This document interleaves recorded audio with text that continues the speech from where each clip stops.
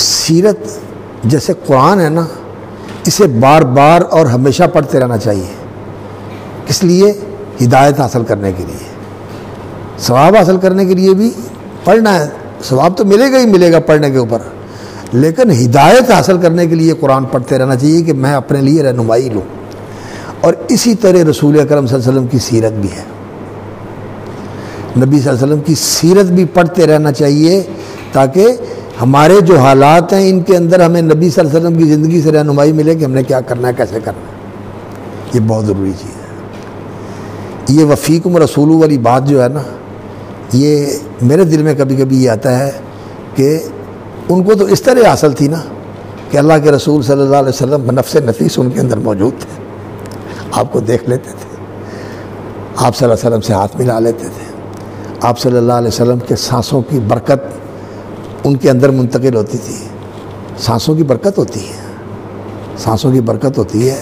جس ماحول میں انسان ہو نا، وہاں اس ماحول کا اثر ہوتا ہے. آپ لوگوں کے جو جذبات ہیں، جو دوسرے بھائی کے جذبات ہیں، جو استاد اور مرشد کے جذبات ہیں، یہ سارے ایک دوسرے پر اثر انداز ہوتے ہیں. جسموں پر تو اثر انداز ہونا ہی ہے کہ جسم تو حساس ہوتا ہے. حقیقت یہ ہے کہ یہ چیزیں ایسی ہیں کہ جمادات کے اوپر بھی اثر انداز ہوتی ہیں، جمادات کے اوپر بھی اثر انداز ہوتی ہے. جہاں کسی نے کوئی وقت گزارا ہو، جہاں کوئی بیٹھا ہو، جہاں کسی نے پڑھایا ہو، جہاں کوئی رہا ہو، اس جگہ کے اندر بھی اس کے اثرات آ جاتے ہیں، اس جگہ کے اثرات آ جاتے ہیں. تو یہ اثرات بڑے قیمتی ہوتے ہیں. تو ان لوگوں کو تو خیر یہ چیزیں موجود تھیں کہ وہ نبی صلی اللہ علیہ وسلم تھے، لیکن آج جو لوگ بعد میں آئے ہیں ان کے لیے اللہ کا قرآن بھی موجود ہے. انتم تتلیٰ علیکم آیات اللہ، اللہ کی آیتیں تمہیں پڑھ کر سنائی جاتی ہیں. زبان تو انسان کی ہے جو بول رہی ہے اور آواز بھی اس کی ہے، لیکن جو کلام ہے یہ اللہ رب العزت کا ہے.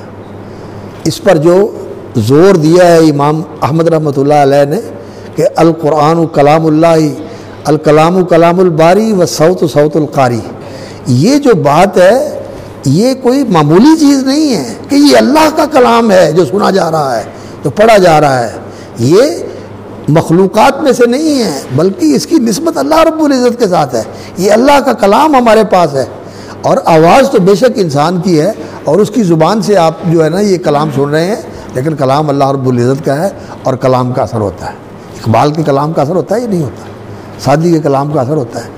کسی کے منہ کا نکلا ہوا جملہ جو ہے آج بھی وہ ایک اثر رکھتا ہے، آج بھی وہ ایک اثر رکھتا ہے. متنبی کے اشعار ہیں، اور اسی طرح ابو تمام کے اشعار ہیں، اور اسی طرح اقبال کے اشعار ہیں، اسی طرح حافظ کے اشعار ہیں. جو کسی کا کلام ہوتا ہے اس کلام کے اندر اس کی شخصیت کا اثر ہوتا ہے. اللہ رب العزت کا کلام اس کا اثر ہے. اور رسول اکرم صلی اللہ علیہ وسلم وفیکم رسول، یہ نبی صلی اللہ علیہ وسلم کی سیرت اور صحابہ کی زندگیاں، یہ اپنی زندگی کو بنانے کے لیے نا سب سے مؤثر ذریعہ ہے کہ انسان سیرت میں جیے اور انسان صحابہ کی زندگیوں میں اپنے آپ کو لے جا کر ان جیسی زندگی بنانے کی کوشش کرے. جو علیکم بالجماع آتا ہے نا حدیث میں کہ جماعت کو لازم پکڑو، یہ معنی بھی اس کا ہے، کوئی شک نہیں ہے کہ اپنے اندر اجتماعیت قائم کرو، لیکن اس جماعت کے ساتھ جڑے رہنے کے لیے ان کے حالات پڑھو. یہ مجھے اس وقت سے یہ بات یاد ہے جب والد صاحب رحمۃ اللہ علیہ نے جب مجھے تھوڑی بہت ہی شدھ بدھ ہو گئی نا پڑھنے سیکھنے کی، تو اس وقت پھر انہوں نے مجھے کہا کہ بیٹا علماء کی سیرتوں کا مطالعہ کیا کرو. اور سب سے پہلے انہوں نے مجھے تذکرۃ الحفاظ لا کے دی، کہتے ہیں یہ پڑھو، تذکرۃ الحفاظ کا مطالعہ کرو. امام ذہبی رحمۃ اللہ علیہ کتاب، اور اس وقت تک تو چھپی نہیں تھی سیر و اعلام النبلاء اور تاریخ الاسلام امام ذہبی کی. تو جب ان کی زندگی میں چھپی تو پھر انہوں نے مجھے کہا کہ سیر و اعلام النبلاء لے کے آؤ، میں نے اس کا مطالعہ کرنا ہے. حالانکہ اس وقت کمزور ہو گئے تھے، لیکن کہتے تھے میں نے اس کا مطالعہ کرنا ہے، بڑی عظیم کتاب ہے. اور اسی طرح تاریخ الاسلام امام ذہبی کی. تو وہ کہتے تھے کہ یہ کتابیں پڑھنی چاہیے تاکہ ان کتابوں کا انسان کے اوپر اثر ہوتا ہے کہ انسان جن لوگوں کی سیرت پڑھتا ہے نا، اس سیرت کے اثرات انسان کی زندگی کے اندر منتقل ہوتے ہیں. اللہ سچی بات یہ ہے کہ ہمارا دور ہی بدل گیا.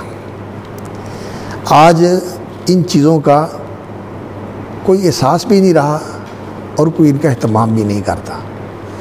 میں حیران ہوتا ہوں کہ ہمارے یہاں حلقہ درس کے اندر اخبار الاخیار، یہ حضرت شاہ عبدالحق محدث دہلوی رحمۃ اللہ علیہ کی کتاب ہے، صوفیاء کا تذکرہ ہے۔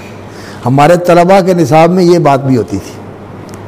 سیرت میں ابن ہشام ہوتی تھی، ابن ہشام پڑھنی ہے، اور اخبار الاخیار بھی ہمارے نصاب کا حصہ ہوتی تھی کہ اہل اللہ اور جو صوفیاء اور اتقیاء ہیں ان کے حالات جو ہے نا وہ پڑھنے ہیں۔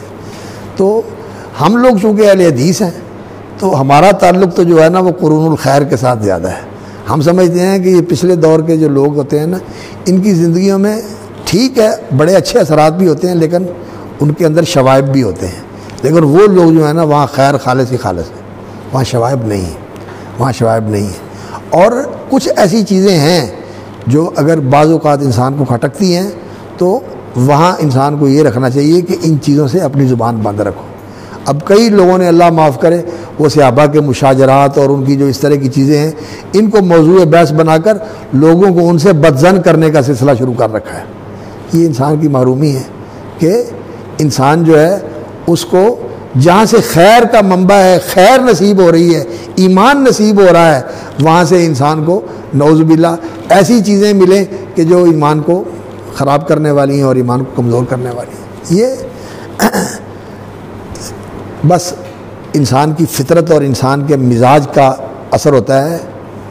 12 کے در لطافت تبش خلاف نیست، امام شیخ سعدی رحمۃ اللہ علیہ نے فرمایا ہے 12 کے در لطافت تبش خلاف نیست۔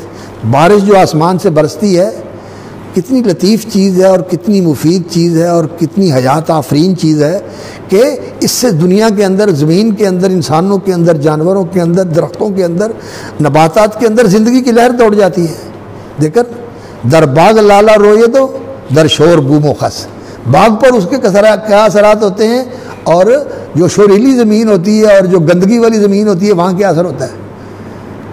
جہاں گوبر پڑا ہوا ہے اور گندگی پڑی ہوئی ہے وہاں بارش برستی تو کیا ہوتا ہے، پد پیڑے پیدا ہوتے ہیں، ہاں، اور زہریلی چیزیں پیدا ہوتی ہیں۔ اور شور والی زمین میں کیا ہوتا ہے، ساری نمک سے بھر جاتی ہے، ساری نمک سے بھر جاتی ہے، شور نکل آتا ہے زمین میں۔ در باغ لالا روئے دو در شور بوم و بس، بوم و خس۔ تو یہ چیزیں ایسی ہوتی ہیں کہ ان کا اثر مختلف ہوتا ہے۔ اللہ رب العزت سے دعا کرنی چاہیے کہ قرآن کا بھی اثر ایسا ہو کہ انسان کو ہدایت ملے اور انسان کا اللہ کے ساتھ تعلق بن جائے۔ سیرت کا بھی اثر ایسا ہو کہ انسان کے اندر سیرت کے اثرات منتقل ہوں، صحابہ کی سیرتوں کا بھی اثر ایسا ہو، اور علماء اور اخیار اور اہل اللہ ان کی سیرتوں کا مطالعہ کرنا چاہیے، کیونکہ یہ چیزیں انسان کے اوپر تعمیری اثر ڈالتی ہیں، تعمیری اثر ڈالتی ہیں۔